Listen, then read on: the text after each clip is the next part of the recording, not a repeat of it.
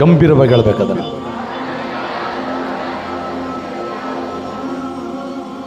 ಪ್ರಾರ್ಥನೆಗೆ ಆಗದ ಕಾರ್ಯ ಈ ಲೋಕದಲ್ಲಿ ಯಾವುದೂ ಇಲ್ಲ. ನಂಬಿಕೆ ಇದ್ರೆ ಮಾತ್ರ ಜೋರಾಗಿ ಇಷ್ಟೇ ನಂಬಿಕೆನ ಜೋರಾಗಿ. ಓಕೆ, ಮುಗಿಯೋವರೆಗೆ ಇನ್ನು ಅಲ್ಲಿ ಬೇಡ, ಕೇಳಿಸ್ಕೊಳ್ಳಿ ಚೆನ್ನಾಗಿ. ಯಾಕೆ ಆ ಪ್ರಾರ್ಥನಾ ಶಕ್ತಿ ಇದೆ ಅಂದ್ರೆ, ಯೇಸು ಕ್ರಿಸ್ತರು ನಮಗೆ ಮಾದರಿ. ನಮಗೆ ಮಾದರಿ ಯಾರನ್ರಿ? ನಮ್ಮ ಕರ್ತನಾದ ಯೇಸು ಕ್ರಿಸ್ತನೇ ಮಾದರಿ. ಆತನು ಕತ್ತಲಿರುವಾಗಲೇ ಪ್ರಾರ್ಥನೆ ಮಾಡ್ತಾ ಇದ್ದಂಥ ವಾಕ್ಯ ಇದೆ. ಆತನು ರಾತ್ರಿ ಎಲ್ಲ ಪ್ರಾರ್ಥನೆ ಮಾಡಿದಂಥ ವಾಕ್ಯ ಆಧಾರ ಇದಾವೆ. ಆತನು ಗೆತ್ಸೆಮನೆ ತೋಟಕ್ಕೆ ಹೋಗಿ ಪ್ರಾರ್ಥನೆ ಮಾಡಿದ ವಾಕ್ಯ ಆಧಾರ ಇದಾವೆ ಇಲ್ಲ. ಓಕೆ, ಪ್ರಾರ್ಥನೆಯಲ್ಲಿ ನಾನಾ ವಿಧಗಳಿದಾವೆ. ನಾನು ಕೆಲವು 1, 2, 3, 4 ವಿಷಯಗಳನ್ನು ತಿಳಿಸ್ತೇನೆ. ಹೇಗೆ ಪ್ರಾರ್ಥಿಸಲಿಕ್ಕೆ ನಾವು ಹೋಗ್ಬೇಕು, ಹೇಗೆ ಪ್ರಾರ್ಥನೆ ಮಾಡಬೇಕು, ಎಷ್ಟು ಜನರಿಗೆ ಆಶೀರ್ವಾದ ಬೇಕು? 1, 2, 3, 4, 5 ಎತ್ತಿದ್ರೆ ಓಕೆ, ಥ್ಯಾಂಕ್ ಯು. ಹಿಂಗೆ ಎತ್ತಿದ್ರೆ ನಾನು ಏನಂದ್ಕೊಳ್ಬೇಕು? ಅರ್ಧ ಸಾಕು ಅಂತ. ಹಿಂಗೆತ್ತಿದ್ರೆ ಮುಕ್ಕಾಲು ಸಾಕು ಅಂತ. ಹಿಂಗಿದ್ರೆ ಹೀಗಿದ್ದಿದ್ರೆ ಸಾಕು ಅಂತ. ಹಿಂಗೆತ್ತಿದ್ರೆ ನಿಮ್ಗೆ ಯಾವ ಕೈ ಬೇಕು? Good, right, okay. ಹಾಗಾದ್ರೆ ನಾವೇನ್ ಮಾಡ್ಬೇಕೀಗ? ಪ್ರಾರ್ಥನೆ ಮಾಡಬೇಕು. ಪ್ರಾರ್ಥನೆಯಿಂದಲೇ ಸಮಸ್ತವು ಸಾಧ್ಯ. ನಂಬರ್ 1, ನಾವು ಹೇಗೆ ಪ್ರಾರ್ಥಿಸ್ಬೇಕಂದ್ರೆ ನಂಬಿಕೆಯಿಂದ ಪ್ರಾರ್ಥಿಸ್ಬೇಕು. ಹೇಗೆ ಪ್ರಾರ್ಥಿಸ್ಬೇಕು? ಪ್ರಾರ್ಥಿಸುವಂಥ ವಿಧಾನ ನಮಗೆ ಗೊತ್ತಿರಬೇಕು. ಪ್ರಾರ್ಥಿಸುವಂಥ ಪದ್ಧತಿ ನಮಗೆ ಗೊತ್ತಿರಬೇಕು. Amen, amen, amen, amen. ಯಾಕೆ ಆಮೆನ್ ಅಂತಂದ್ರೆ ಹಂಗೆ ಆಗಲಿ ಅಂದ್ರೆ ಪ್ರಾರ್ಥಿಸುವಂಥ ಪದ್ಧತಿ ನನಗೆ ಗೊತ್ತಾಗಲಿ. ಪ್ರಾರ್ಥಿಸುವಂಥ ವಿಧಾನ ನಮಗೆ ಗೊತ್ತಿತ್ತಂದ್ರೆ ಎಲ್ಲವನ್ನು ಪಡ್ಕೊಳ್ತೇವೆ. ಪ್ರಾರ್ಥಿಸುವಂಥ ವಿಧಾನ ನಮ್ಗೆ ಗೊತ್ತಿಲ್ಲದಿದ್ರೆ ಏನು ಅರಿಯದವರಾಗಿ, ಏನು ಕಾಣದವರಾಗಿ, ಏನು ಹೊಂದಿಕೊಳ್ಳೋದಕ್ಕೆ ನಮ್ಮಿಂದ ಸಾಧ್ಯವಿಲ್ಲ. ನಂಬರ್ 1, ಹೇಗೆ ಪ್ರಾರ್ಥಿಸ್ಬೇಕು? ನಾವು ನಂಬಿಕೆಯಿಂದ ಪ್ರಾರ್ಥಿಸ್ಬೇಕು. ನಂಬಿಕೆಯಿಂದ ಪ್ರಾರ್ಥಿಸುವುದಾದರೆ ನಿನ್ನ ಪ್ರಾರ್ಥನೆಗೆ ದೇವರು ಖಂಡಿತ ಉತ್ತರ ಕೊಡ್ತಾನೆ. ಸತ್ಯವೇದದಲ್ಲಿ ಪ್ರಾರ್ಥಿಸಿರುವಂಥ ಭಕ್ತರನ್ನ ತೋರಿಸ್ತೇನೆ. ಬಟ್ ನಿನ್ನನ್ನು ಕೂಡ ನೀನು ನೆನಪು ಮಾಡಿಕೊ. ಒಂದು ಕಡೆ ಸತ್ಯವೇದದಲ್ಲಿ ಪ್ರಾರ್ಥನೆ ಮಾಡಿದ ಭಕ್ತರಿದ್ದಾರೆ, ಮತ್ತೊಂದು ಕಡೆ ನೀನಿದೆಯಾ? ನೀನು ಹೇಗೆ ಪ್ರಾರ್ಥಿಸ್ತಿದೆಯಾ? ಅವ್ರು ಹೇಗೆ ಪ್ರಾರ್ಥನೆ ಮಾಡಿದ್ದಾರೆ? ಆಮೇನ್, ಕೈಗಳೆತ್ತು. ಆಮೇನ್, ಆಮೇನ್. ಓಕೆ, ಅಲ್ಲಿ ಬೈಬಲಲ್ಲಿ ನೋಡ್ತೇವೆ, ಒಂದು ವ್ಯಕ್ತಿ ಹೀಗೆ ಹೇಳ್ತಾನೆ, ಯುದ್ಧದಲ್ಲಿ ಯುದ್ಧ ಮಾಡಕ್ಕೆ ಹೋದಾಗ ಅಮಾಲಿಕರು ಯುದ್ಧಕ್ಕೆ ಬರ್ತಾರೆ. ಯುದ್ಧಕ್ಕೆ ಬಂದಾಗ, ಶತ್ರುಗಳು ಯುದ್ಧ ಮಾಡಕ್ಕೆ ಬಂದಾಗ ಅವ್ರಿಗೊಂದು ಬೇಕು. ಅದರೊಳಗೆ ಯಾರು ಔಟ್ ಮಾಡ್ತಾರೋ ಅಷ್ಟು ಅವರು ಗೆದ್ದ ಹಾಗೆ. ಆದ್ರೆ ಯಾರು ಸೋತು ಹೋಗ್ತಾರೋ ಅವರೆಲ್ಲ ಸೋತ ಹಾಗೆ. ಹಲೋ, ಇನ್ನೊಂದು ಆಟ ಇದೆ, running race, sports. Police running race ಓಡಬೇಕಂದ್ರೆ ಟೈಮ್ ಇಟ್ಟಿರ್ತಾರೆ. ಹಾಗೇನೆ ಇಲ್ಲಿ ಒಂದು ಭಕ್ತನಿಗೆ ಒಂದು ಟೈಮ್ ಇಟ್ಟಿದ್ದಾರೆ. ಹೊತ್ತು ಮುಳುಗೋದ್ರೊಳಗಾಗಿ ನೀವು ಯುದ್ಧ ಮಾಡಿ ನಮ್ಮ ಮೇಲೆ ಗೆಲ್ಲಬೇಕು. ಹೊತ್ತು ಮುಳುಗೋದ್ರೊಳಗೆ ಯುದ್ಧ ಮಾಡಿ ನಮ್ಮ ಮೇಲೆ ಗೆದ್ದಿಲ್ಲ ಅಂದ್ರೆ ನೀವು ಸೋತಂಗೆ ಅಂತ ಒಂದು ಟೈಮ್ ಇಟ್ಟರು. ಆಮೇನ್. ಆ ವ್ಯಕ್ತಿ ಮೇಲೆ ಈ ಟೈಮ್ ಇಟ್ಟಾಗ ಆತನು ಯುದ್ಧ ಮಾಡ್ತಾ ಇದ್ದಾರೆ, ಹೋರಾಡ್ತಾ ಇದ್ದಾರೆ. ಮಧ್ಯಾಹ್ನ ಆಯ್ತು. ಎಷ್ಟಾಯ್ತು? ಮಧ್ಯಾಹ್ನ ಆಯ್ತು. ಇವರು ಸ್ವಲ್ಪ ಜನ ಇದ್ದಾರೆ ಯುದ್ಧ ಮಾಡೋರು, ಅವ್ರು ತುಂಬಾ ಜನ ಇದ್ದಾರೆ. ನಾವೇ ವಿನ್ನರ್, ನಾವೇ ಗೆಲ್ತೇವೆ. ಅವ್ರು ಏನ್ ಟೈಮ್ ಇಟ್ಟಿದ್ದಾರೆ? ಹೊತ್ತು ಮುಳುಗೋದ್ರೊಳಗೆ ಏನ್ ಮಾಡ್ಬೇಕು? ಯುದ್ಧ ಮಾಡಿ ಗೆಲ್ಬೇಕು. ಮಧ್ಯಾಹ್ನ 12 ಗಂಟೆ ಆಯ್ತು. ಇನ್ನು ತನಗೆ ಯೋಶುವನಂತ ವ್ಯಕ್ತಿ, ಆತನು ನಂಬಿಕೆಯಿಂದ ಕರ್ತನಿಗೆ ಪ್ರಾರ್ಥಿಸ್ತಾನೆ, ದೇವ್ರೇ, ನಾವು ಯುದ್ಧದಲ್ಲಿ ಗೆಲ್ಲುವ ತನಕ ಆ ಸೂರ್ಯ, ಆ ಚಂದ್ರ ಅಲ್ಲಿ ನಿಂತ್ಕೊಳ್ಬೇಕು, ಮುಂದಕ್ಕೆ ಹೋಗಬಾರ್ದು. ಆ ಸೂರ್ಯ ಚಂದ್ರ ಅಲ್ಲಿ ನಿಂತುಕೊಳ್ಬೇಕೆಂಬುದಾಗಿ ನಂಬಿಕೆಯಿಂದ ಯೆಹೋಶುವನು ದೇವರಿಗೆ ಪ್ರಾರ್ಥಿಸಿದನು. ನಂಬಿಕೆಯಿಂದ ಯೆಹೋಶುವನು ದೇವರಿಗೆ ಪ್ರಾರ್ಥಿಸಿದನು. ಆ ನಂಬಿಕೆಯಿಂದ ಯೆಹೋಶುವನು ಪ್ರಾರ್ಥನೆ ಮಾಡಿದ. ಆ ಪ್ರಾರ್ಥನೆ ದೇವರು ಕೇಳಿಸ್ಕೊಂಡು ಏನ್ ಮಾಡಿದ ಗೊತ್ತಾ? ಆ ಸೂರ್ಯ ಆ ಚಂದ್ರ ಅಲ್ಲೇ ನಿಂತ್ಕೊಂಡ್ರು. ಟೈಮ್ ಏನೋ ಓಡ್ತಾ ಇದೆ, ಸೂರ್ಯ ಚಂದ್ರ ಮಾತ್ರ ಮುಂದೆ ಹೋಗಿಲ್ಲ. ಬೈಬಲಲ್ಲಿ ವಾಕ್ಯ ಇದೆ, ತೆಗೆದ್ರಿ. ಯೆಹೋಶುವನು ಬರೆದ ಪುಸ್ತಕದಲ್ಲಿ ನಮಗೆ ಆ ವಾಕ್ಯ ಕಾಣಲ್ಪಡುತ್ತದೆ. 10ನೇ ಅಧ್ಯಾಯದಲ್ಲಿ ನಮಗೆ ವಾಕ್ಯ ತೋರಿಸ್ತೇನೆ. ಯೆಹೋಶುವನು ಬರೆದ ಪುಸ್ತಕ ತೆಗೆಯೋಣ. 10ನೇ ಅಧ್ಯಾಯ 12 ಮತ್ತು 13ನೇ ವಚನವನ್ನ ಒಂದ್ಸಾರಿ ನಾವು ಓದೋಣ. ಅಲ್ಲಿ ಕರ್ತನ ವಾಕ್ಯ ನಮಗೆ ಹೀಗೆ ಹೇಳುವಂಥದ್ದಾಗಿದೆ. ಪ್ರಿಯ ಜನರೇ, ನಂಬರ್ 1, ನಂಬಿಕೆಯಿಂದ ನಾವೇನ್ ಮಾಡಬೇಕು? ಪ್ರಾರ್ಥಿಸಬೇಕು. ಓದೋಣ. ಅಮೋರಿಯರು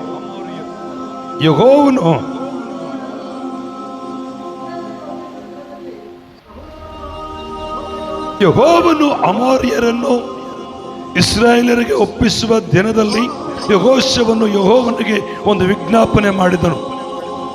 ಸೂರ್ಯನೇ, ನೀನು ಗಿಬ್ಯೋನಿನಲ್ಲಿಯೋ, ಚಂದ್ರನೇ, ನೀನು ಅಯಲೋನ್ ತಗ್ಗಿನಲ್ಲಿಯೋ ನಿಲ್ಲಿರಿ ಎಂದು ಇಸ್ರಾಯೇಲರ ಸಮಕ್ಷಮದಲ್ಲಿ ಆಜ್ಞಾಪಿಸಲು ಇಸ್ರಾಯೇಲರು ತಮ್ಮ ಶತ್ರುಗಳಿಗೆ ಮುಯ್ಯು ತೀರಿಸುವವರೆಗೆ ಆ ಸೂರ್ಯ ಆ ಚಂದ್ರ ಅಲ್ಲಿ ನಿಂತರು ಅಂತ ಬೈಬಲ್ ವಾಕ್ಯ ಹೇಳ್ತದೆ. ಹಲ್ಲೆಲೂಯಾ. ನಂಬಿಕೆಯಿಂದ ಯೆಹೋಶುವನು ಪ್ರಾರ್ಥನೆ ಮಾಡಿದ. ಆ ನಂಬಿಕೆಯಿಂದ ಮಾಡಿದ ಆ ಪ್ರಾರ್ಥನೆ ಅವರಿಗೆ ಯುದ್ಧದಲ್ಲಿ ಜಯವನ್ನು ಕೊಟ್ಟಿತು. ಆಮೆನ್. ಜೋರಗಳು ಹಲ್ಲೆಲೂಯಾ. ಇನ್ನೊಗಡೆ ಹಲ್ಲೆಲೂಯಾ. ನಂಬಿಕೆಯಿಂದ ಮಾಡುವ ಪ್ರಾರ್ಥನೆ ನಿನ್ನ ಕುಟುಂಬದ ಕಷ್ಟವನ್ನ, ನಂಬಿಕೆಯಿಂದ ಮಾಡುವ ಪ್ರಾರ್ಥನೆ ನಿನ್ನ ಕುಟುಂಬದ ಸಮಸ್ಯೆಗಳನ್ನ, ನಂಬಿಕೆಯಿಂದ ಮಾಡುವ ಪ್ರಾರ್ಥನೆ ನಿನ್ನ ಪರಿಸ್ಥಿತಿಯನ್ನ ಬದಲಾಯಿಸ್ತದೆ. ಆಮೇಲೆ ಒಂದು ನಾವೆಂಗ್ ಪ್ರಾರ್ಥಿಸ್ಬೇಕು? ನಮ್ಮ ನಂಬಿಕೆ ವಿರುದ್ಧವಾಗಿ ಅನೇಕ ಸಮಸ್ಯೆ ಬರ್ತಾವೆ. ಇದಾಗೋದುಂಟಾ? ಇದು ಸಾಧ್ಯನಾ? ಇದಾಗಬಹುದಾ ಅಂತ ಯೋಚನೆ ಅನೇಕ ಸಲ ನಮ್ಮ ತಲೆ ಒಳಗೆ ಬರ್ತಾವೆ. ಇಲ್ಲ, ಪಕ್ಕದವ್ರು ನಮಗೆ ಹೇಳ್ತಾರೆ ಅದಾಗಲ್ಲ, ಬಿಟ್ಬಿಡಪ್ಪ ಅಂತ. ಇದು ಹೇಳ್ತಾರೆ ಅದು ಸಾಧ್ಯವಿಲ್ಲ ಅಂತ ಹೇಳ್ತಾರೆ. ಆದ್ರೆ ನೀನು ಹೇಳಬೇಕು, ನಾನು ನಂಬಿರೋ ದೇವರಿಗೆ ಅದು ಸಾಧ್ಯ. ನಾನು ನಂಬಿರೋ ದೇವರು ಅದನ್ನು ಮಾಡಲು ಶಕ್ತನ. Amen, amen. ಹೇಗೆ ಪ್ರಾರ್ಥಿಸ್ಬೇಕು? ಯೆಹೋಶುವನು ಪ್ರಾರ್ಥನೆ ಮಾಡಿದ್ನ ಆ ಯೆಹೋಶುವನ ಪ್ರಾರ್ಥನೆ ಕೇಳಿಸ್ಕೊಂಡು ಏನ್ ನಿಂತಿತ್ತು? ಸೂರ್ಯ ಚಂದ್ರ. ಸಾಮಾನ್ಯವಾದದಲ್ಲ. ಎರಡನೇದಾಗಿ ಇನ್ನೊಂದು ವ್ಯಕ್ತಿ ನಂಬಿಕೆಯಿಂದ ಪ್ರಾರ್ಥಿಸ್ತಾನೆ. ಯಾಕೋಬನ ಬರೆದ ಪತ್ರಿಕೆಯಲ್ಲಿ 5ನೇ ದಿನದಲ್ಲಿದ್ದಾನೆ ಆ ವ್ಯಕ್ತಿ. ಆತನ ಹೆಸರು ಏಲಿಯ. ಎರಡ್ರಿ, ಏಲಿಯನು. ಅವನ ಕಾಲದಲ್ಲಿ 3 ವರ್ಷ 6 ತಿಂಗಳ ಮಳೆ ಬರಬಾರದು. ನಂಬಿಕೆಯಿಂದ ಏಲಿಯನು ಪ್ರಾರ್ಥಿಸಿದ. ಆ ಏಲಿಯನ ಪ್ರಾರ್ಥನೆ ದೇವರು ಕೇಳಿಸ್ಕೊಂಡು 3 ವರ್ಷ 6 ತಿಂಗಳು ಮಳೆ ಬೀಳಲಿಲ್ಲ ಭೂಮಿ ಮೇಲೆ. ಬರಗಾಲ ಬಂತು. ಅದೇ ಏಲಿಯನು ತಿರುಗಿ ಪ್ರಾರ್ಥಿಸಿದ, ಮಳೆ ಬಂತು. ಬೈಬಲ್ ತೆಗೆರಿ, ಯಾಕೋಬನ ಬರೆದ ಪತ್ರಿಕೆ ಅದು 5ನೇ ಅಧ್ಯಾಯ 17ನೇ ವಚನದಲ್ಲಿ ಆ ವಾಕ್ಯ ನಮಗೆ ಕಾಣಲ್ಪಡುತ್ತದೆ. ನೋಡ್ರಿ, ಅಲ್ಲಿ ಕರ್ತನ ವಾಕ್ಯ ಹೀಗೆ ಹೇಳ್ತದೆ. ಪ್ರಿಯ ಜನರೇ, ಯಾಕೋಬನ ಬರೆದ ಪತ್ರಿಕೆ 5ನೇ ಅಧ್ಯಾಯ 17ನೇ ವಚನ ನಾನು ಓದ್ತೇನೆ. ಏಲಿಯನು ನಮ್ಮಂತ ಸ್ವಭಾವವುಳ್ಳವನಾಗಿದ್ದನು. ಅವನು ಮಳೆ ಬರಬಾರದೆಂದು ಬಹಳವಾಗಿ ಪ್ರಾರ್ಥಿಸಲು 3 ವರ್ಷ 6 ತಿಂಗಳವರೆಗೂ ಮಳೆ ಬೀಳಲಿಲ್ಲ. ತಿರುಗಿ ಅವನು ಪ್ರಾರ್ಥನೆ ಮಾಡಲು ಆಕಾಶವು ಮಳೆಗೆರೆಯಿತು, ಭೂಮಿಯು ಬೆಳೆಯಿತು. ಹಲ್ಲೆಲೂಯಾ. ನಂಬರ್ 2, ಎರಡನೇದಾಗಿ ಎಲಿಯನ್ನು ಪ್ರಾರ್ಥನೆ ಮಾಡಿದ. ಏನಂತ ಪ್ರಾರ್ಥನೆ ಮಾಡಿದ ಅಂದ್ರೆ ಮಳೆ ಬರಬಾರದು ಅಂತ ಪ್ರಾರ್ಥನೆ ಮಾಡಿದಾಗ ನಂಬಿಕೆಯಿಂದ ಎಲಿಯನ್ನು ಪ್ರಾರ್ಥನೆ ಕೇಳಿಸ್ಕೊಂಡು ದೇವರು ಮಳೆ ಸ್ಟಾಪ್ ಮಾಡಿದ. ನಂಬಿಕೆಯಿಂದ ತಿರುಗಿ ಎಲಿಯನ್ನು ಪ್ರಾರ್ಥಿಸಿದ, ಮಳೆ ತಿರುಗಿ ಬಂತು, ಭೂಮಿ ಮಳೆಗೆರೆಯಿತು, ಬೆಳೆ ಬೆಳೆಯಿತು, ಆಶೀರ್ವಾದ ಪ್ರಾರಂಭವಾಯಿತು. ಇವತ್ತಿನ ಕುಟುಂಬದ ಕಷ್ಟ, ನಿನಗಿರುವ ರೋಗ, ನಿನಗಿರುವ ಪರಿಸ್ಥಿತಿ ಬದಲಾಗಬೇಕಂದ್ರೆ ನೀನು ಮಾಡಬೇಕಾದದ್ದು ನಂಬರ್ 1, ನಂಬಿಕೆಯಿಂದ ಪ್ರಾರ್ಥಿಸು. ಎಲ್ಲರೂ ಆಗಲ್ಲ ಅಂತ ಹೇಳ್ತಾರೆ, ನೀನು ನಂಬಿಕೆಯಿಂದ ಹೇಳು, ಅದು ಆಗುತ್ತೆ. ಹೇಳ್ರಿ, ನನ್ನ ಎಡಗಡೆ ಬಲಗಡೆ ಇರೋರು ಹೇಳ್ರಿ ಆಗಲ್ಲ ಅಂತ ಹೇಳ್ತಾರೆ. ಬಲಗಡೆ ಆಗಲ್ಲ ಅಂತ ಹೇಳ್ತಾರೆ, ಎಡಗಡೆ ಆಗಲ್ಲ ಅಂತ ಹೇಳ್ತಾರೆ, ಮುಂದಗಡೆ ಆಗಲ್ಲ ಅಂತ ಹೇಳ್ತಾರೆ. ಕೈ ತೋರಿಸಿ ಹೇಳಿ. ಹಿಂದಿರೋರು ಆಗಲ್ಲ ಅಂತ ಹೇಳ್ತಾರೆ. ಅದು ನನ್ನೊಳಗರೆ ಏಸಯ್ಯ ಅದಾಗುತ್ತೆ ಅಂತ ಹೇಳ್ತಾರೆ. ಹಲ್ಲೆಲೂಯಾ. ನಂಬ್ತೀರಾ? ನಂಬಿಕೆಯಿಂದ ಪ್ರಾರ್ಥಿಸ್ತೀರಾ? ನಂಬರ್ 2, ಕಣ್ಣೀರಿನಿಂದ ಪ್ರಾರ್ಥಿಸ್ಬೇಕು. ಹೇಗೆ ಪ್ರಾರ್ಥಿಸ್ಬೇಕು? ನಂಬಿಕೆ ಆದ್ಮೇಲೆ 2ನೇ ಸ್ಟೆಪ್ ಹೋಗ್ಬೇಕು, 2 ಹಂತಕ್ಕೆ ಹೋಗ್ಬೇಕು. ನಂಬಿಕೆಯಿಂದ ಮಾಡಿದ್ರೆ ಸಿಗದೆ ಇದ್ದಾಗ ಒಂದು ವೇಳೆ ನಂಬಿಕೆಯಿಂದ ಮಾಡಿ ಸಿಗುತ್ತೆ, ಒಂದು ವೇಳೆ ಸಿಗದೆ ಇದ್ದಾಗ ಏನ್ ಮಾಡಬೇಕು? ನಾವು ಕಣ್ಣೀರಿನಿಂದ ಪ್ರಾರ್ಥಿಸ್ಬೇಕು. ಒಂದು ಉದಾಹರಣೆ ಕೊಡುತ್ತೇನೆ. ಒಂದು ತಾಯಿಗೆ, ಒಬ್ಬ ತಂದೆಗೆ 2 ಮಕ್ಕಳಿದ್ದಾರೆ.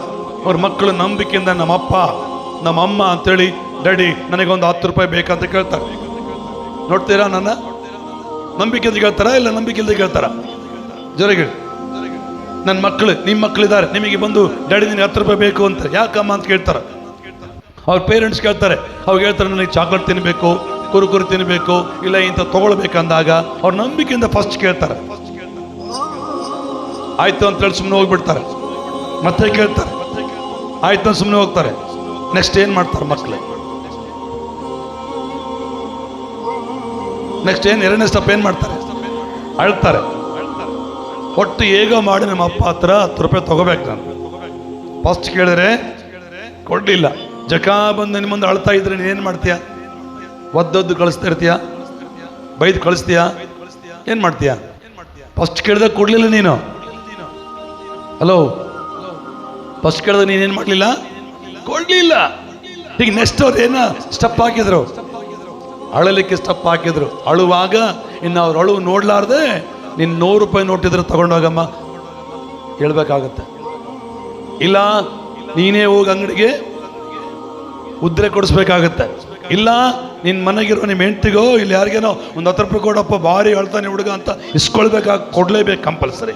2ನೇ ಸ್ಟೆಪ್ಪು ನೀನು ಮಾಡಬೇಕಾದದ್ದು ಕಣ್ಣೀರಿನ ಪ್ರಾರ್ಥನೆಗೆ ದೇವರು ಬೇಗನೆ ಉತ್ತರ ಕೊಡುತ್ತಾನೆ. ಆಮೇಲೆ ಬೈಬಲ್ ವಾಕ್ಯ ಹೇಳ್ತದೆ, ಬೈಬಲಲ್ಲಿ ಮೊದಲನೇ ಸಾಮ್ಯೇಲನ ಬರೆದ ಪುಸ್ತಕ 1ನೇ ಅಧ್ಯಾಯ 10ನೇ ವಚನದಲ್ಲಿ ದೇವ್ರ ವಾಕ್ಯ ಹೇಳ್ತದೆ, ಅಲ್ಲಿ ಒಬ್ಬ ಸಹೋದರಿ ಇದ್ದಾಳೆ, ಆಯಮ್ಮನ ಹೆಸರು ಹನ್ನಳು. 2 ಜೊರೆಗೆ ಆಯಮ್ಮನ ಹೆಸರು ಹನ್ನಳು. ಆ ಸಹೋದರಿ ತನಗೆ ಮಕ್ಕಳಿಲ್ಲದ ದಿನಗಳಲ್ಲಿ, ತನಗಾದ ಅವಮಾನದಲ್ಲಿ, ತನಗಿರುವಂತಹ ನಷ್ಟಗಳಲ್ಲಿ, ತನಗಿರುವ ಅಪಮಾನಗಳಲ್ಲಿ ಹೋಗಿ ದೇವಾಲಯಕ್ಕೆ ಹೋಗಿ ಬಲಿಪೀಠದ ಮುಂದೆ ಕಣ್ಣೀರಿಟ್ಟು ಬಹು ದುಃಖದಿಂದ ದೇವರಿಗೆ ಪ್ರಾರ್ಥಿಸಿದಳು. ಕಣ್ಣೀರಿನಿಂದ ದೇವರಿಗೆ ಪ್ರಾರ್ಥಿಸಿದಳು. ಕಣ್ಣೀರಿನಿಂದ ದೇವರನ್ನ ಕೂಗಿದಳು. ಆ ಕಣ್ಣೀರು ಆಕೆಗೆ ವ್ಯರ್ಥವಾಗಲಿಲ್ಲ, ಅದು ಸಾರ್ಥಕವಾಯಿತು. ಆ ಬಂಜೆತನವನ್ನ ದೇವರು ತೆಗೆದಾಕಿ ಗರ್ಭ ಫಲವನ್ನ ಕರ್ತನು ಕೊಟ್ಟನು. ನೀವು ತಟ್ಟು ಚಪ್ಪಳೆ ನನಗೆ ಬೇಡ, ಕರ್ತನೆ ತಟ್ರಿ, ಇಲ್ಲ ತಟ್ಟಬೇಡಿ. ಆಮೇಲೆ ಆಮೇಲೆ 2ನೇದಾಗಿ ಹೇಗೆ ಪ್ರಾರ್ಥಿಸ್ಬೇಕು? ನಿನಗೆ ಫಸ್ಟ್ ಒಂದು ರೀತಿಯಲ್ಲಿ ಪ್ರಾರ್ಥನೆ ಮಾಡು, ದೇವ್ರ ನಂಬಿಕೆ ಇಟ್ಕೊಂಡು. ಸಿಗ್ಲಿಲ್ಲ, ನೆಕ್ಸ್ಟ್ ಸ್ಟೆಪ್ ಚೇಂಜ್ ಮಾಡ್ಬೇಕು. ನೀನು ನೆಕ್ಸ್ಟ್ ಲೆವೆಲ್ ಚೇಂಜ್ ಮಾಡ್ಕೋಬೇಕು. ನೀನೇ ಚೇಂಜ್ ಮಾಡ್ಕೋಬೇಕು, ಯಾರೋ ಚೇಂಜ್ ಮಾಡಬಾರ್ದು. ನೀನು ಚೇಂಜ್ ಆಗಬೇಕು. ಇದು ಸಿಕ್ಕಿಲ್ಲ, ಹಿಂಗಾಗಬೇಕು. ಹೆಂಗೆ? ದೇವ್ರ ಮುಂದೆ ಗೋಳಾಡಬೇಕು, ಅಳಬೇಕು. ಇದು ನನಗೆ ಕೊಡು, ಇದು ನನಗೆ ಕೊಡು, ಇದು ನನಗೆ ಕೊಡು ಎಂಬುದಾಗಿ ದೇವರ ಹತ್ರ ಅಳುವುದಾದರೆ ನಿನ್ನ ಕಣ್ಣೀರನ್ನು ನೋಡಿ ದೇವರು ಸುಮ್ಮನಿರುವ ದೇವರಲ್ಲ, ನಿನ್ನ ಕಣ್ಣೀರು ಒರೆಸುವ ದೇವರಾಗಿದ್ದಾನೆ. ನಿನ್ನ ಮಕ್ಕಳ ಕಣ್ಣೀರು ನೀನು ಹೇಗೆ ಒರೆಸಲಿಕ್ಕೆ ಇಷ್ಟಪಡ್ತೀಯೋ, ನಿನ್ನ ಮಕ್ಕಳ ಕಣ್ಣೀರನ್ನ ಹೇಗೆ ಒರೆಸಲಿಕ್ಕೆ ಆಸೆ ಪಡ್ತೀಯೋ, ಹಾಗೆ ನಿನ್ನ ಅಪ್ಪ ಆಗಿರುವಂತ ಏಸಪ್ಪ ನಿನ್ನ ಕಣ್ಣೀರನ್ನ ಒರೆಸಲಿಕ್ಕೆ ಆತನು ಶಕ್ತನಾಗಿದ್ದಾನೆ. ಬೈಬಲಲ್ಲಿ ವಾಕ್ಯ ಇರ್ತದೆ. ಸಾಮ್ಯೇಲನ ಬರೆದ ಪುಸ್ತಕದಲ್ಲಿ ನಾವು ವಾಕ್ಯ ತೆಗೆಯೋಣ. ಸಾಮ್ಯೇಲನ ಬರೆದ ಪುಸ್ತಕ 1ನೇ ಅಧ್ಯಾಯ ಅಲ್ಲಿ 10ನೇ ವಚನದಲ್ಲಿ ನಮಗೆ ಹೀಗೆ ಹೇಳ್ತದೆ ವಾಕ್ಯ. ಪ್ರಿಯ ದೇವಜನರೇ, ದೇವರ ನಾಮಕ್ಕೆ ಸ್ತೋತ್ರವಾಗಲಿ. ಬಹು ದುಃಖದಿಂದ ಕಣ್ಣೀರು ಸುರಿಸುತ್ತಾ ಯೆಹೋವನನ್ನು ಕುರಿತು, ಸೈನ್ಯಾಧೀಶ್ವರ ಯೆಹೋವನೇ, ನಿನ್ನ ದಾಸ್ಯ ದುಃಖವನ್ನು ಪರಾಮರಿಸು. ನನ್ನನ್ನು ತಿರಸ್ಕರಿಸದೆ ಕನಿಕರವಿಟ್ಟು ನನಗೊಬ್ಬ ಮಗನನ್ನು ಕೊಡಬೇಕು.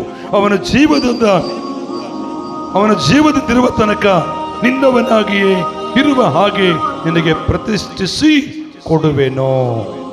ಹಲ್ಲೆಲೂಯಾ. ಹೇಗೆ ಪ್ರಾರ್ಥನೆ ಮಾಡಲ ಅಮ್ಮ? ಐತೆ ವಾಕ್ಯಲ್ಲಿ, ಬಹು ದುಃಖದಿಂದ ಹೇಳಿ ಹೆಂಗ್ನ ಕಣ್ಣೀರು ಸುರಿಸುತ್ತ, ಕಣ್ಣೀರು ಸುರಿಸುತ್ತ. ನನ್ನ ಪ್ರಿಯ ದೇವಜನರೇ, ನಿಮ್ಮಲ್ಲೆರಡು ಕೈ ಜೋಡಿಸಿ ಹೇಳ್ತಾನೆ, ನಿನ್ನ ಹಾಕುವ ಕಣ್ಣೀರು, ಪ್ರಕಟಣೆ ಪುಸ್ತಕದ ಮಾತಿದೆ, ಆತನ ಬುದ್ಧಲ್ಲಿ ತುಂಬಿಸ್ತಾನೆ. ಎಲ್ಲೆಲ್ಲೋ ಹತ್ರ ನನಗೆ ಉಪಯೋಗ ಇಲ್ಲ, ಮನುಷ್ಯರ ಮುಂದೆ ಹತ್ರ ಅಯ್ಯೋ ಪಾಪ ಅಂತಾರೆ ಅಷ್ಟಕ್ಕೆ. ಆದರೆ ಏಸಪ್ಪನ ಮುಂದೆ ನಿನ್ನ ಹತ್ರ ನಿನ್ನ ಕಣ್ಣೀರಿಗೆ ತಕ್ಕ ಪ್ರತಿಫಲವನ್ನ ಕರ್ತನು ಕೊಡುವವನಾಗಿದ್ದಾನೆ. ಒಂದು ವೇಳೆ ಅಳಬೇಕಂದ್ರೆ ಯೇಸುವಿನ ಹತ್ರ ಬಂದು ಅಳು, ಎಷ್ಟು ಅಳಬೇಕ ಅಳು. ನಾವು ಹಂಗಲ್ರಿ, ಯಾರನ್ನು ತೀರುವುದ ಹೇಳ್ತೇವೆ, ಅಳಬೇಡೋದು ನಿಮ್ಗೆ ಹೇಳ್ತಾ ಇಲ್ಲ. ನಾನು ತಪ್ಪಂತ ಅದನ್ನು ನಾನು ತಪ್ಪಾಗಿ ಎಣಿಸ್ತಾ ಇಲ್ಲ. ಆದರೆ ಏಸಪ್ಪನ ಹತ್ರ ನಿನ್ನ ಹತ್ರ ದೇವರ ಸನ್ನಿಧಿಯಲ್ಲಿ ನೀನು ಗೋಳಾಡಿದ್ರೆ ಆ ಕಣ್ಣೀರು ನಿನ್ನನ್ನು ಆನಂದ ಬಾಷ್ಪವನ್ನಾಗಿ ಮಾಡುತ್ತಾವೆ. ಒಂದ್ಸರ್ ನೆನೆಸ್ಕೋ, ದೇವ್ರ ಮುಂದೆ ದಬ ದಬ ಕೂತ್ಕೊಂಡು ಏಸಪ್ಪ ಸ್ತೋತ್ರ, ಯೇಸು ನಾಮದಲ್ಲಿ ಆಮೇನ್ ಸ್ತೋತ್ರ ಕರ್ತ, ನಿಂಗೆ ಮಾಡಕ್ಕೆ ಹೋಗ್ಬೇಡ. ಪ್ರಾರ್ಥನೆ ಕೂತ್ಕೊಳ್ಳುವಾಗ ನೆನೆಸ್ಕೋ, ನಿನಗಾದ ಅವಮಾನ, ನಿನಗಿರುವ ಕಷ್ಟ, ನಿನಗಿರೋ ಪರಿಸ್ಥಿತಿ, ಇಲ್ಲ ನಿನಗಿರೋ ರೋಗ, ಇಲ್ಲ ನಿನಗಿರೋ ಬಡತನ, ಇಲ್ಲ ನಿನಗಿರುವಂಥ ಸಮಸ್ಯೆಗಳು ನೆನೆಸ್ಕೊಂಡು ಒಂದು 10 ನಿಮಿಷ ಕೂತ್ಕೋ, ಯೋಚನೆ ಮಾಡು. ಫಸ್ಟ್ ಯೋಚನೆ ಮಾಡಿದ ಮೇಲೆ ನಿನ್ನ ಮನಸ್ಸಿನೊಳಗೆ ತಾನೇ ಕಣ್ಣೀರು ಹೊರಗೆ ಬರ್ತಾವೆ. ಕಷ್ಟ ನೆನೆಸ್ಕೊಂಡು ಕಣ್ಣೀರು ಬರಲ್ಲ, ಖಂಡಿತ ಬರ್ತವೆ. ಆ ಕಣ್ಣೀರು ಸ್ವಾಮಿ ಮುಂದೆ ಹಾಕೋ, ಆ ಸ್ವಾಮಿ ನಿನ್ನ ಕಣ್ಣೀರನ್ನು ಆಶೀರ್ವಾದಕರವಾಗಿ ಬದಲಾಯಿಸ್ತಾನೆ. ಎರಡನೇದಾಗಿ ನೋಡ್ತವೆ, ಇನ್ನೊಂದು ಸಹೋದರಿದಾಳೆ, ಆ ಸಹೋದರಿ ಹೆಸರು ಆಗರಳು. ಯಾರ ಹೆಂಡ್ತ ಅಯ್ಯಮ್ಮ? ಅಬ್ರಾಹ್ಮನ ಮೊದಲನೇ ಹೆಂಡ್ತ, ಎರಡನೇ ಹೆಂಡ್ತ, ಎರಡನೇ ಹೆಂಡತಿ ಅಬ್ರಾಹ್ಮನ ಎರಡನೇ ಹೆಂಡ್ತ ಆಗರಳು. ಒಂದ್ಸರಿ ತನ್ನ ಮಗು, ಆದಿಕಾಂಡ ಪುಸ್ತಕದಲ್ಲಿ 21ನೇ ಅಧ್ಯಾಯದಲ್ಲಿ ನೋಡ್ತೇವೆ ನಾವು. ಆಕೆ ತನ್ನ ಮಗು ಸಾಯುವುದನ್ನು ನೋಡದೆ ಒಂದು ಗಿಡದ ಕೆಳಗೆ ಮಗುವನ್ನು ಹಾಕಿ ದೇವರ ಹತ್ರ ಹೇಗೆ ಹೇಳ್ತಾಳೆ ಗೊತ್ತಾ? 21ನೇ ಅಧ್ಯಾಯ ತೆಗಿರಿ, ಆದಿಕಾಂಡ ಬರೆದ ಪುಸ್ತಕದಲ್ಲಿ 18ನೇ ವಚನದಲ್ಲಿ ನಮಗೆ ಆ ವಾಕ್ಯ ಕಾಣಲ್ಪಡುತ್ತದೆ. ಕಂಡ ಬರೆದ ಪುಸ್ತಕ 21ನೇ ಅಧ್ಯಾಯ 17ನೇ ವಚನದಿಂದ ನೋಡುವುದಾದರೆ,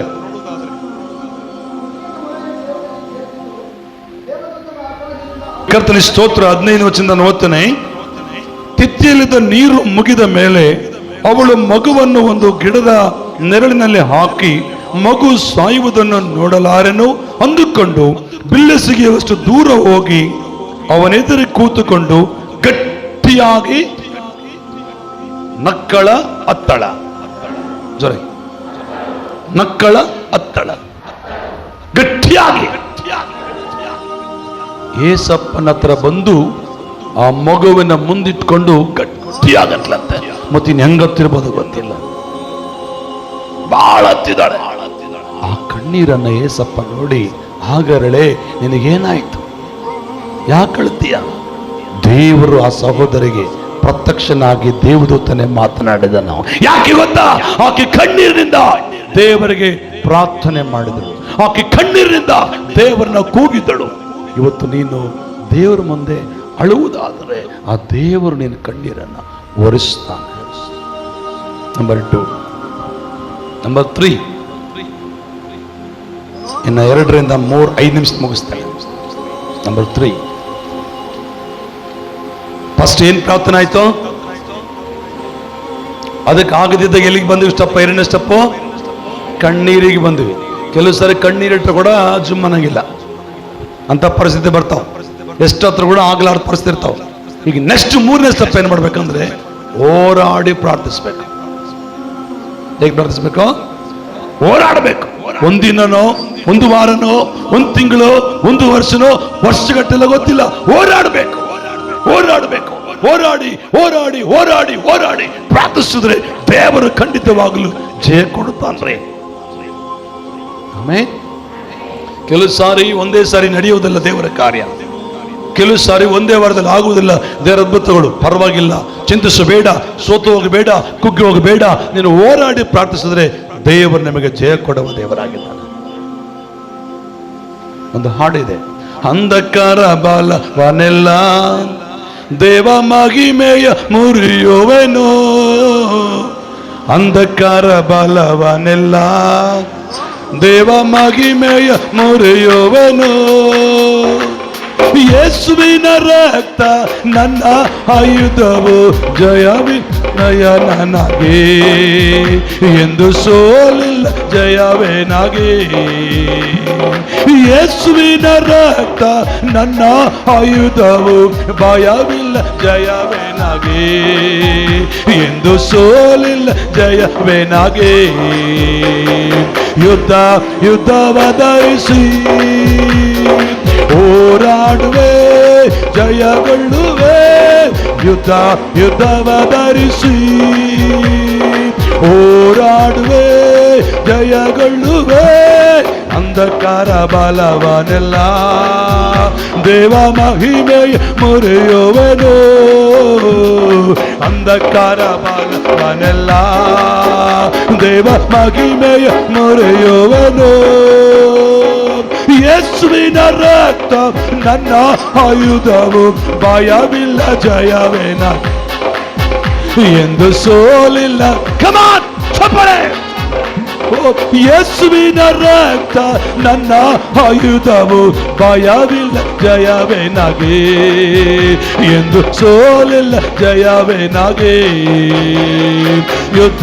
ಯುದ್ಧವ ಧರಿಸಿ ಹೋರಾಡುವೆ ಜಯಗೊಳ್ಳುವೆ. ಯುದ್ಧವ ಧರಿಸಿ ಹೋರಾಡ್ಬೇಕ, ಹೋರಾಡುವೆ ಜಯಗೊಳ್ಳುವೆ. ಅಂಧಕಾರ ಬಲವನೆಲ್ಲ ದೇವ ಮಹಿಮೆಯ ಮುರಿ ಶಬರ ಖುರ ಬರ ಬರ. ಪವಿತ್ರಾತ್ಮರ ಶಕ್ತಿ, ಪಾಪದ ಬಲ ಪ್ರಜೆಗಳ ಮೇಲೆ ಸೂರ್ಯ ಮಾಡು. ಎಲ್ಲ ಸೈತಾನ ಹೋರಾಟದ ಗುರಿ.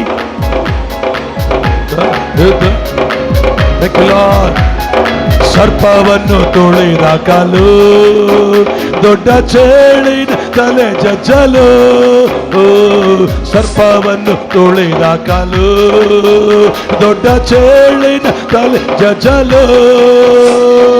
ಅಧಿಕಾರ ಉಂಟು ಮಹಿಮೆಯ ಉಂಟು, ಸೋಲಿಲ್ಲ ಜಯವೇ ನಗೆ ಎಂದು ಸೋಲಿಲ್ಲ ಜಯವೇ ನಗೆ.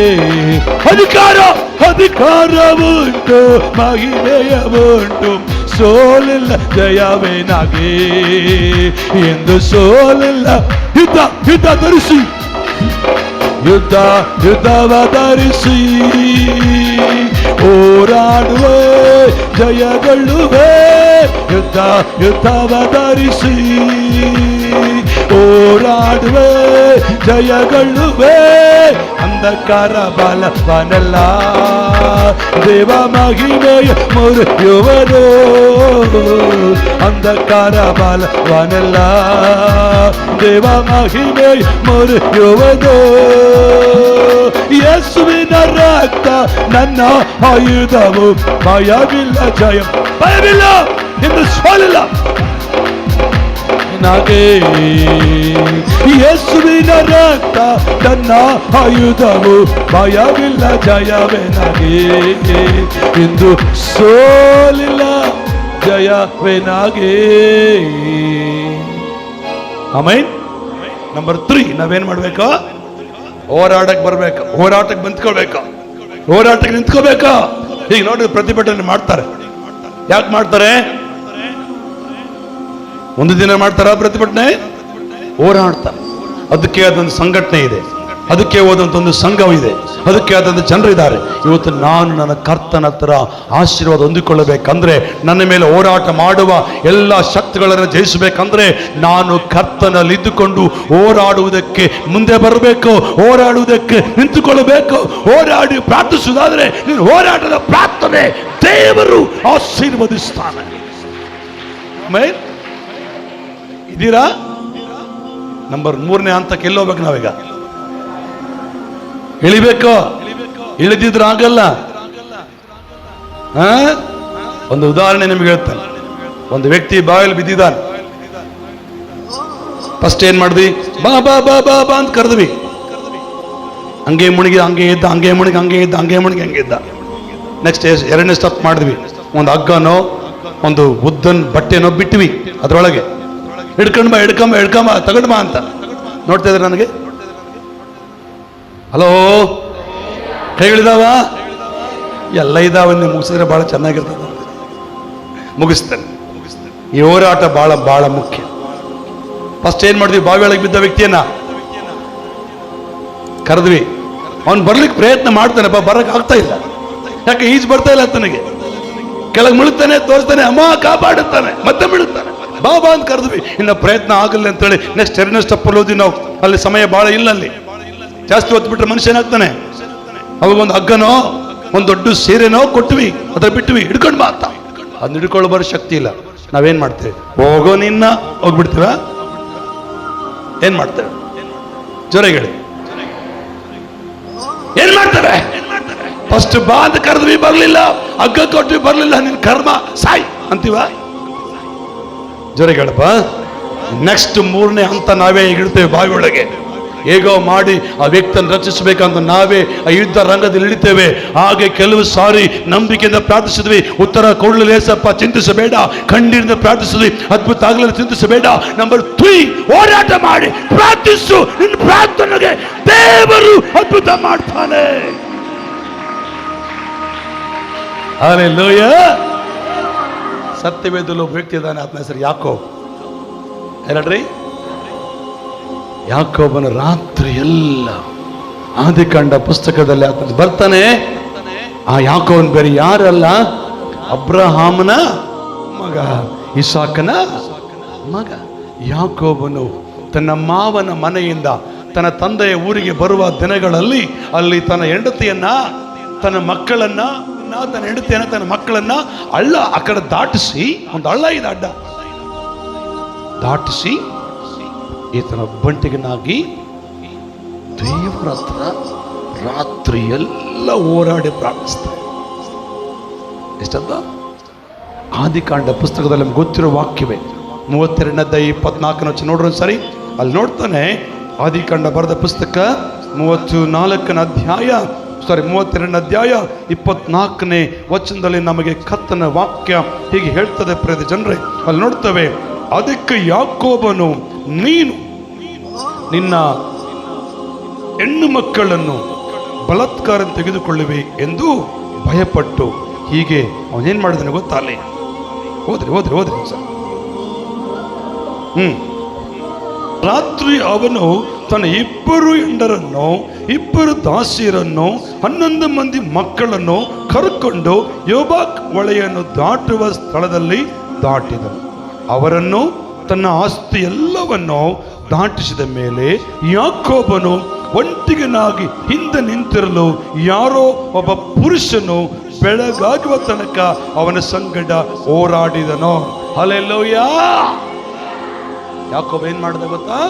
ತನ್ನ ಹೆಂಡತಿ, ತನ್ನ ಮಕ್ಕಳು, ತನ್ನ ಆಸ್ತಿ ದಾಟಿಸಿದ ನಂತರ ಹೋರಾಡಿ ಪ್ರಾರ್ಥಿಸಿದ. ಏನಕ್ಕಾಗಿ ಹೋರಾಡಿದ ಗೊತ್ತಾ? ಯಾಕೆ ಹೋರಾಟ ಮಾಡಿದ ಗೊತ್ತಾ? ಅವ್ರ ಅಣ್ಣ ಅವನು ಸಾಯಿಸ್ತಾನ ಭಯ ಇತ್ತು. ಯಾಕಂದ್ರೆ ಅಣ್ಣನಿಗೆ ಮೋಸ ಮಾಡಿ ಬಂದಿದ್ದ. ಅಣ್ಣನ ಪಡ್ಕೊಳ್ಬೇಕಾದ ಆಶೀರ್ವಾದ ಪಡ್ಕೊಂಡು ಈತನ ಪಡ್ಕೊಂಡು ಬಂದಿದ್ದ. ಅಣ್ಣನ ತೆಗೆದುಕೊಳ್ಳಬೇಕಾದ ಆಸ್ತಿ ಅಂತ ದುರ್ಗೇಶ್ ಈತ ತಗೊಂಡು ಬಂದಿದ್ದ.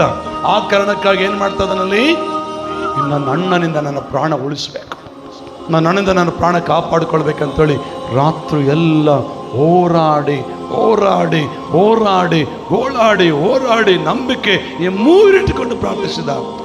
ಬೆಳಗಿನ ಜಾವದಲ್ಲಿ ದೇವರು ಮಾತಾಡ್ತಾರೆ, ನಿನ್ನ ಹೆಸರು ಏನಪ್ಪ ಅಂತ. ಅವಾಗ ಹೇಳ್ತಾನೆ ಯಾಕೋಬನು, ನನ್ನ ಹೆಸರು ಯಾಕೋಬ ಅಂತ. ಆದರೆ ಇನ್ನು ಮೇಲೆ ನನಗೆ ಯಾಕೋಬ ಅಂತ ಹೆಸರು ಇರೋದಿಲ್ಲ, ಇಸ್ರಾಯೇಲ್ ಎಂದ ಹೆಸರು. ಹೋರಾಟ ಮಾಡಿ ಪ್ರಾರ್ಥನೆ ಮಾಡೋದಕ್ಕೆ ಏನಾಯ್ತು? ಅವನ ಹೆಸರು ಬದಲಾಯಿತು. ಯಾಕೋಬ ಅಂದ್ರೆ ಮೋಸಗಾರ. ಆ ಮೋಸಗಾರತನವೆಲ್ಲ ಬಿಟ್ಟು ಹೋಗಿ ಆಶೀರ್ವಾದ, ದೇವರೊಂದಿಗೂ ಮನುಷ್ಯರೊಂದಿಗೂ ಹೋರಾಡಿ ಏನಾಗಿದೆ ನೀನು ಗೆದ್ದವನಾದ್ದರಿಂದ ಇನ್ನು ಮೇಲೆ ನೀನು ಯಾಕೋಬ ಅನಿಸ್ಕೊಳ್ಳೋದಿಲ್ಲ, ಇಸ್ರಾಯೇಲ್ ಅನಿಸ್ಕೊಳ್ತೀಯ. ನಂಬರ್ 3 ಏನ್ ಮಾಡ್ಬೇಕು ನಾವು? ಹೋರಾಡಿ ಪ್ರಾರ್ಥಿಸ್ಬೇಕು. Number 1, number 2, number 3. ಇದನ್ನೇನು ಸಿಂಬಲ್ ಇದೆ? ಏನೇ ಬರಲಿ ಮಾತಾಕಿ ಅಂತೀವಲ್ಲ, ಯಾವಾಗಂತೀವಿ? ಆ ಹೋರಾಟಕ್ಕೆ ಬಂದಾಗ ಅನ್ನೋದು ಮನಗಿದ್ದ ಮಾತಾಕ ಜಯ ಮಗಲ್ಲ, ಇಲ್ಲಿ ಮಾತಾ ಪೂಜೆ ಮಾಡಿಬಿಡ್ತಾರಂತೆ. ಈ 3 ವಿಷಯ ನೆನಪಿಟ್ಕೊಳ್ಳಿ. ದಯಮಾಡಿ ತಡವಾದ ನಿಮ್ಮ ಮನ್ನಿಸ್ರಿ. ನಿಮ್ಮೊಳಗೆ ನಿಮ್ಮೊಳಗೆ ಒಂದು ವಾಕ್ಯ ಇಡಬೇಕು. ಮಣಕಲ್ ಹಾಕ್ರಿ, ಪ್ರಾರ್ಥನೆ ಮಾಡೋಣ. ಖಂಡಿತವಾಗಲೂ ನಿನ್ನ ಪ್ರಾರ್ಥನೆಗೆ ಉತ್ತರ ಕೊಡುತ್ತಾನೆ. Thank you Jesus.